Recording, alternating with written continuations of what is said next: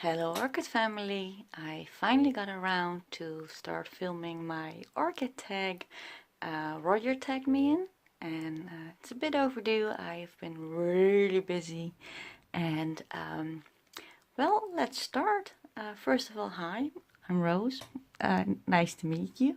Question number 1. What part of the world are you growing your orchids in? Well, I live in the Netherlands. I live in the green heart of the Netherlands. That's in the middle. We have a moderate sea climate. We have relatively mild winters, also mild summers. Our summers often are in spring, and then our summers are rainy. And there's moderate, what's the word in English? Precipitation throughout the year. So question number 2, how long have you been growing orchids and can you remember which was your very first orchid? Plus, have you still got it? Yeah, well, I'm seriously growing since the 6th of June of this year. So that's almost 5 months. And my very first orchids, I'm not really sure. I got Dendrobium kingianum keiki. And I got that from my uncle about 4 years ago. In the same time, I got a phalaenopsis. I'm not sure if it was my grocery store phalaenopsis or the IKEA one. So I'm not sure if I have it. My kingianum I still have. I have my 3 other phalaenopsises still. And I have 2 keikis of them. And so it depends which one was my first, and I'm not really sure. I have to scroll down. Question number 3.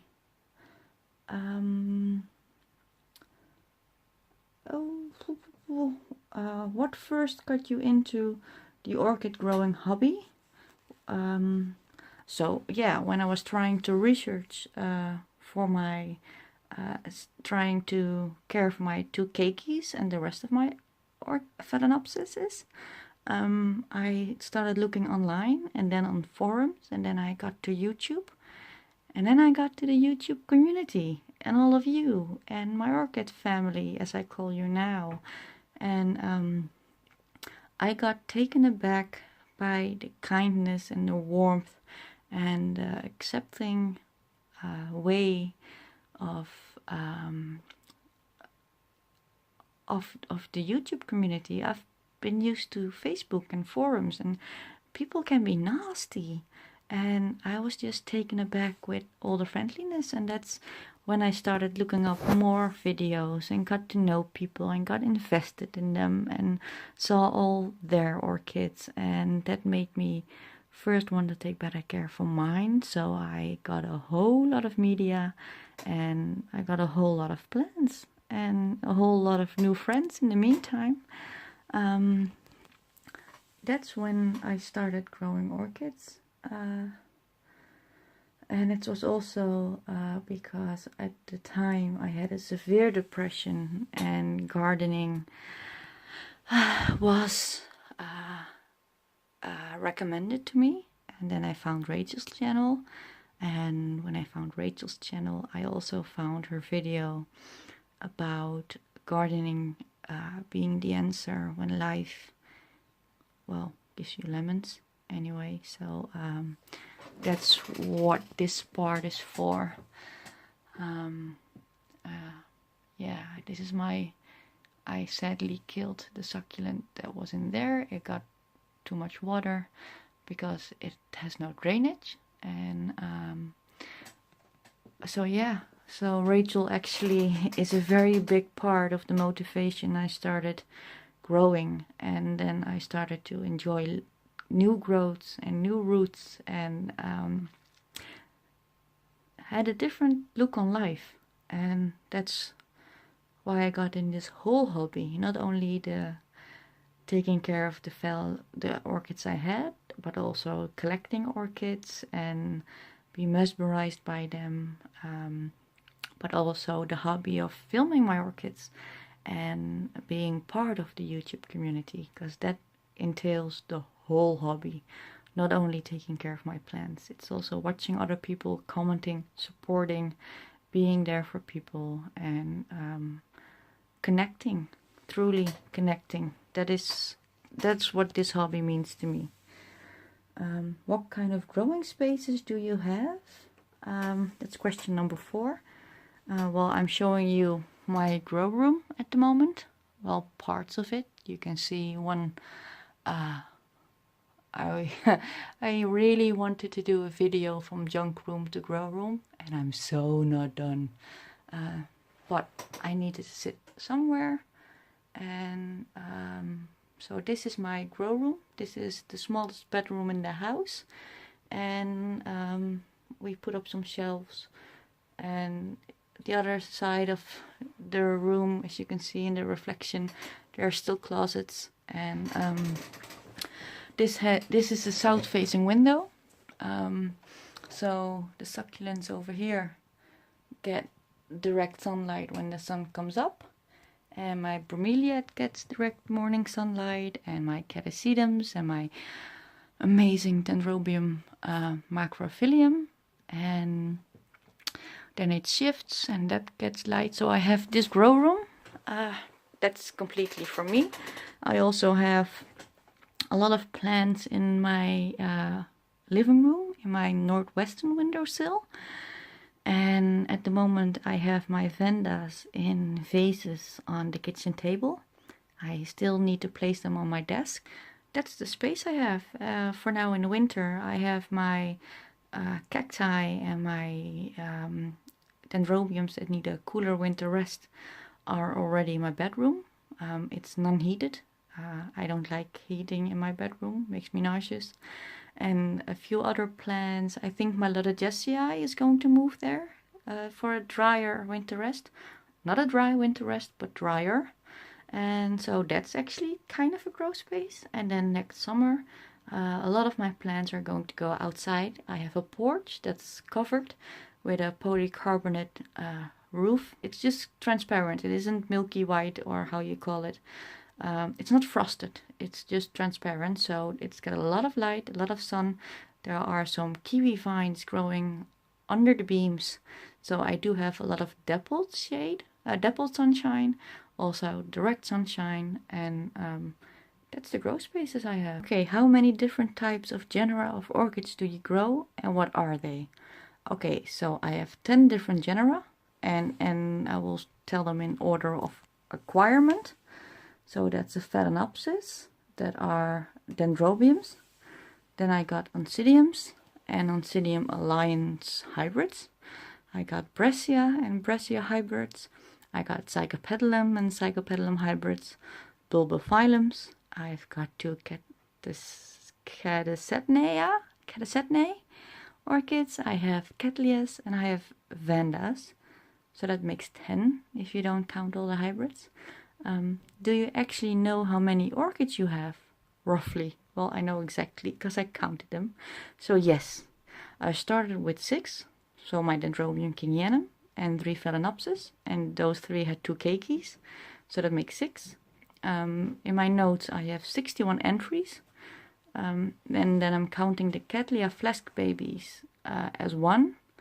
I lost 4, so that makes 57 different orchids, but so that makes 17 extra plants to take under my care. I also have 4 orchids from my uncle in my care, so if we put 61 minus 4 is 57 different orchids, but in total I have 78 orchids in my care. I also have 2 bromeliads, 2 desert roses, 3 cacti, a Venus flytrap, a string of hearts over there, and I have a whole lot of succulents. What would be one thing that you could say was your top orchid gripe or pet peeve? Well, that's a true dear peeve. One is getting orchids with fusarium. That's the first order I did online. I got an order with snails, with root rot. I got a Nelly Eiler with 1 bulb and no roots, so that's annoying. I got snails in my Twinkle Tianzi Delight. Oh, no, it's there. And so yeah, nurseries sending you bad plants. And then also when you confront them, they're playing dumb. They pretend fusarium doesn't exist. They don't want to give you, don't want to refund your money. And if I buy orchids from a grocery shop, I don't expect them to be in perfect health. They buy them to sell on, buy cheap and sell quick. So I don't expect them to know what they're doing. They often are completely dry and then drowned. So that's what I expect. But I don't expect that from a nursery. And I also don't expect them to ignore you and play hardball and stuff like that. So that's my biggest gripe. It bugs me. Till today, I still want to say class orchids. They're assholes. Sorry. I maybe should have to cut that out. Yeah, I should cut it out. Question number 8. What are your favorite places to buy orchids and your least favorite? I had never been to a show, sadly. I missed my first one in October. I was so tired and I was so sick, so I couldn't get out of the house. So it's very hard for me to buy orchids in person, go to the store and pick some up. So I buy my orchids online, and I did a lot of research. And my favorite orchid seller is a Dutch eBay seller called, his name is Walter. He goes by the name of Orchid Man. I talked a lot with him, and he's my number 1 favorite place to buy orchids. Second is Wolfgang from Thai Orchids and More. I always get an amazing good price and big orchids. That Brescia I got from him, and it was like €8. My Zygopedilum was 7.5. My Sherry Baby sadly had snails and fusarium, but he refunded the money immediately. That Brescia, that big one, I got from him for like €6. My Vandas, you've seen them and you've seen their prices. So yeah, it's a nice thing to get such a big plant for so little, and it has the reserves to grow on and make the transit. Also, I like the Polish seller from eBay. He's called Sklepik, and he's from Orchid Garden. He has a nursery in Poland. They have a website, but I also have an auction. So if I want to have plants from their auction, I look up the price they have online, so I don't overbid on an orchid and then try to win it. I got a few amazing orchids from Poland, and I say amazing because I know they're amazing. I just forgot which ones they were. Oh yeah, did I forget that? I got my Fred Clark Chiara SVO wait a second. Fred Clark Chiara After Dark SVO AOS something Black Pearl. And I also got my Signodes Wine Delight, my Macrophilium, and my Lotta Jessii from Poland. And I'm very happy with those. Then my least favorite place to buy, like I said, is Glass and Orchids. For the obvious reasons that I just told. What is the worst orchid advice you've ever been given? And did you take that advice? Yes. Sadly, I did. When I first started, I started looking at Dutch forums. And in Holland, a lot of people use French pine bark. That's the red stuff. And it's from a special pine. And you can get it at your hardware store. And I did. And I repotted all my plants for the first time. And I repotted them all in that bark. And I spent like an hour and a half cutting tiny pieces for orchids with smaller roots and medium chunks. And then I got the big chunks. In 2 weeks, everything got mold. And that's not only because I water a lot, just everything. And not just a tiny bit, but a lot. So they advise the French bark. They also advise to soak it and then nuke it in the microwave for like 50 minutes, and I did. And yeah, so after the ginormous ass mold, I needed to repot them again, and I started over. And I will continue later because it's bedtime. Bye. Be right back. Good morning. I'm back. Okay, let's continue. Question number 10. It's out of all the orchids you own, which are your 5 favorite orchids, and try to include the actual orchid in your video, and if you can, pictures of the blooms. Well, my first favorite orchid, oh, I should have collected them, is my Maltesia Shelob Tolkien. She has 2 pseudobulbs and starting a new growth. I will show the picture.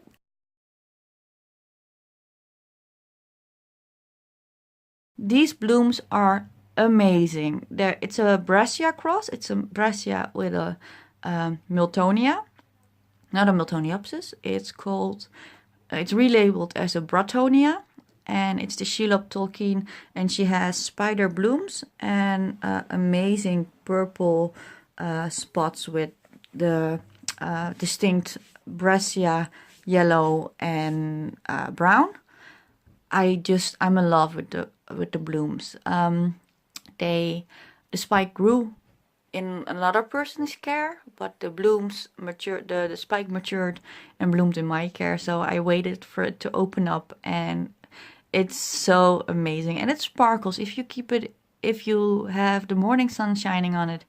They're just magnificent. Second is of course, my Bulbophyllum Elizabeth and Buckleberry.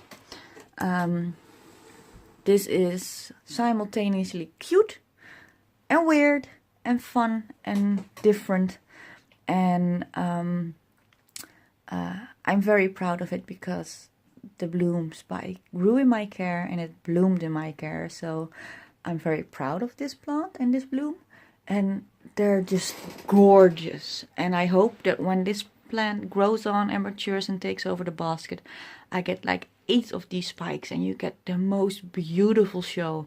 I will show a picture of the blooms I found online and what I hope to accomplish one day. Number 3 is my Fred Clarkiara After Dark SVO Black Pearl. That's this one. This one is amazing because, as you all know, I'm normally not the pinky pink girly girl type of person, and this one has black flowers. There are a few black orchids and this is one of them, and the reason why I also love it is because it is still a teenager. It's maturing at the moment, but it also has 2 other tiny cute growths that are maturing, and I hope next year that they will grow on and also make their own pseudobulb, and that way I get a big specimen plant quite fast. Yeah, so this one, I love catasedums. They blooms sadly don't last that long. I think a week, maybe 2. Not sure. They really don't last long, but they're amazing because they go in dormancy like a tulip bulb. The moment the leaves starting to turn yellow, also the roots stop growing and stop getting moisture, and then it goes completely into dormancy. You can pot it up. You can cut off all the roots and all the leaves and put it in a shoebox and put it in your closet. You can also just leave it as it is and repot it the moment it has a new growth and it has at least 8 inches of root. That doesn't have to be 1 root. You can also have like 5 roots that together make 8 inches, something like that. I know that Astrid told me that Fred Clark told her, don't repot until you have 8 inches of root. So I'm going to stick by that.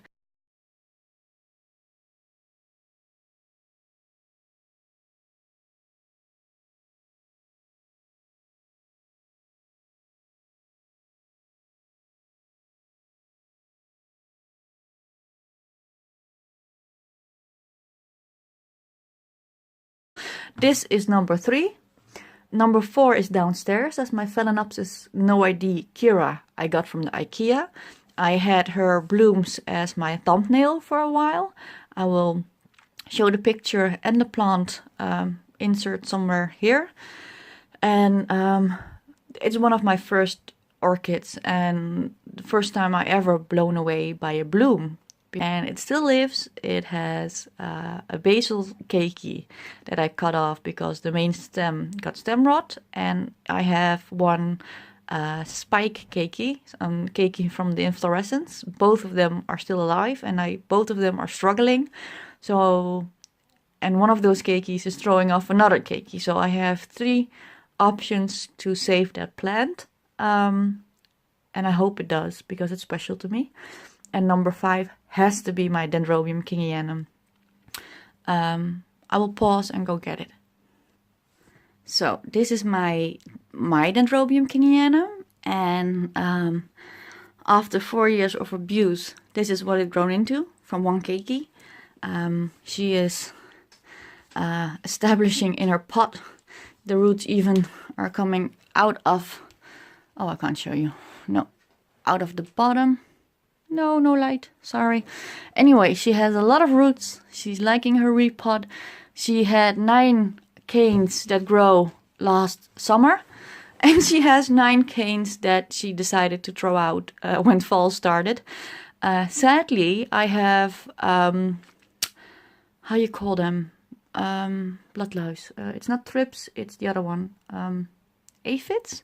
I have aphids downstairs outside in my garden, and they ravaged 2 of my sedums. They're completely dead. I cut them off to the ground, and I haven't noticed that the thrips, the aphids also went into my new offshoots. So I sprayed this whole thing with hydrogen peroxide. I kept it in the bathroom for a couple of days. I kept it cold. I hope I got them all. So this one is going to go back to the bathroom until I'm completely sure that all the aphids are dead, because I don't want them near my collection. But this Dendrobium to me is special. And it's a terminator. Of all the abuse, it still lives. I have, of this Dendrobium, I have keikis, I have canes from another Dendrobium kingianum.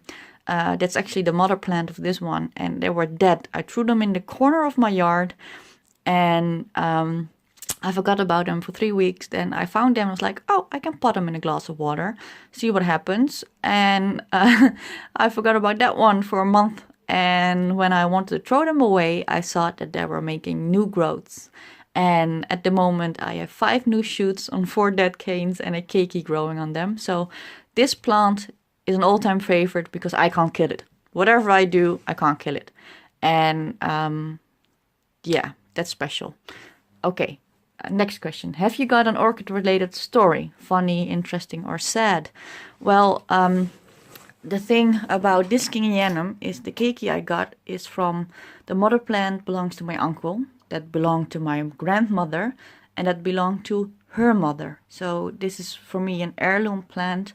I also have my uncle's kingianum in my care.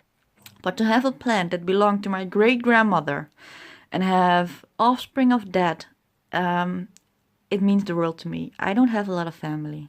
From my 12th birthday until I'm 20 years later now, my uncle he took me on holiday. He bought me my new clothes when I was in a children's home. He made sure I was well provided and well loved, and he's like a father to me. To have so little family and have something that belonged to family and be able to save it makes me proud. I grow for 4 months, and to be able to say something that special is special to me. So that's my orchid story.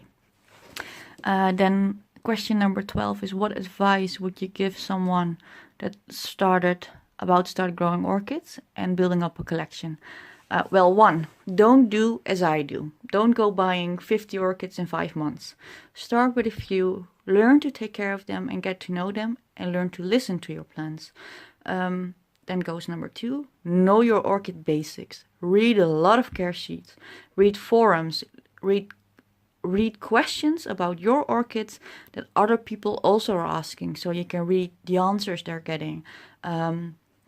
Go online, go look in books, and also especially read and watch other people's mistakes. and ask questions on YouTube, on forums. There are no dumb questions. So that one. Also, think for yourself and use common sense.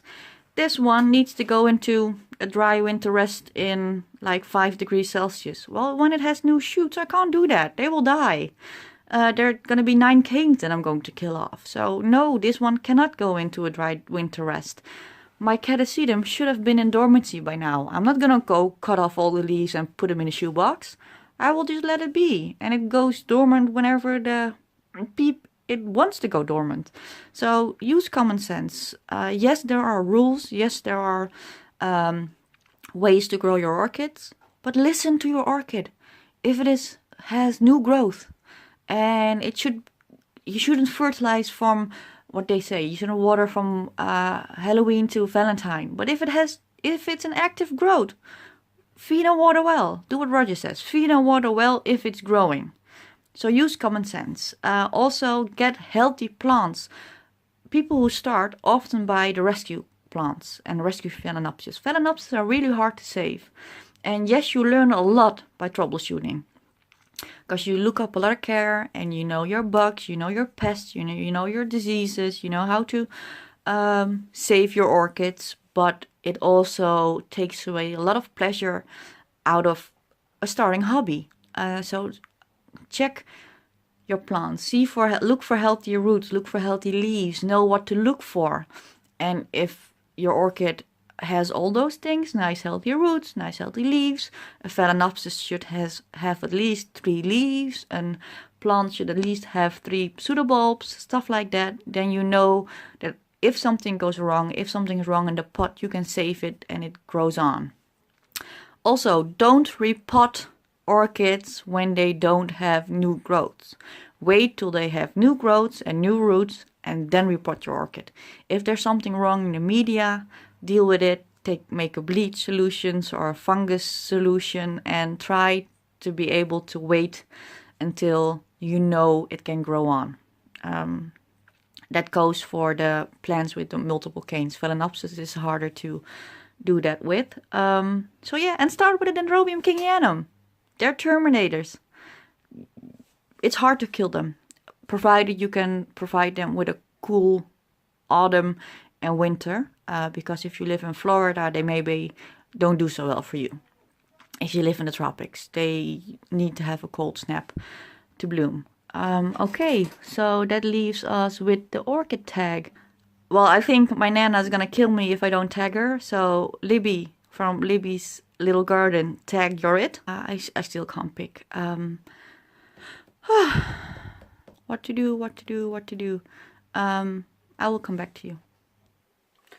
Okay, so I made up my mind. Little message, Rick, darling. Yes, I wanted to tag you. I love you a lot, and you're a very interesting person, and your methods are amazing and new and inspiring. But I also know you will get tagged. Another person that I found really interesting that I would like to know more from is Todd from Todd Tropicals. So hereby, Todd, tag your it. He is one amazing dude. He has done it all, knows a lot, and I hope you like the orchid tag and have time to do it. I would love to hear your stories and why you grow. So that's it. I hope everybody wants to join in, and don't forget to tag to other people. Copy paste the questions into your descriptions, and thank you all for watching. Thank you all for the new subscribers, and I'm still starstruck that the big channel's commenting on my little channel. So thank you all. You know who I mean. You know who you are. You know you're the big wigs, and I love you all. Bye. Have a blessed day. Rose out.